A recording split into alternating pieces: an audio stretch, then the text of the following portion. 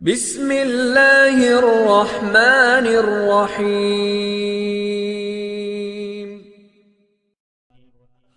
حضور نبی کریم صلی اللہ علیہ وآلہ وسلم پر کفار کا ظلم۔ ایک مرتبہ ابو جہل اور اس کے قبیلے کے دو آدمیوں نے حلف اٹھایا کہ اگر ہم لوگوں نے محمد صلی اللہ علیہ وسلم کو دیکھ لیا تو ہم پتھر سے اس کا سر کچل دیں گے۔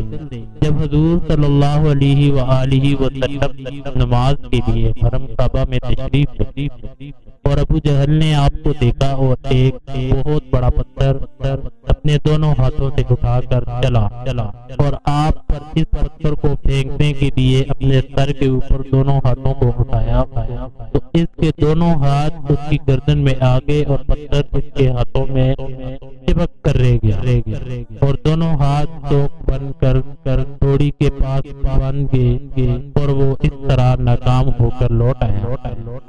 اس کے دوسرے دن ولید بن مغیرہ نے جلا کر کہا کہ تم پتھر مجھے دے دو، میں اس کو ان کے سر پر دے ماروں گا۔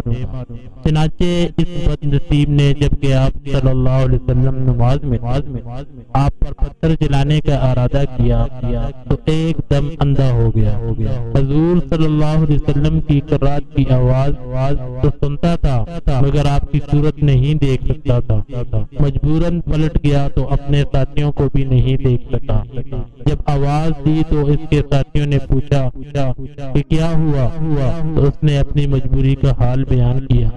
پھر اس کے تیسرے ساتھی نے غصے میں بھر کر پتھر کو اپنے ہاتھ میں لیا مگر یہ حضور صلی اللہ علیہ وسلم کے قریب پہنچتے ہی الٹے پاؤں بدحواس ہو کر بھاگا اور ہانپتے کانپتے اپنے ساتھیوں سے کہنے لگا کہ میں جب ان کے قریب پہنچا تو میں نے دیکھا کہ ایک ایسا سانڈ ان کے قریب اپنی دم ہلا رہا ہے کہ میں نے آج تک اتنا خوفناک سانڈ دیکھا ہی نہیں۔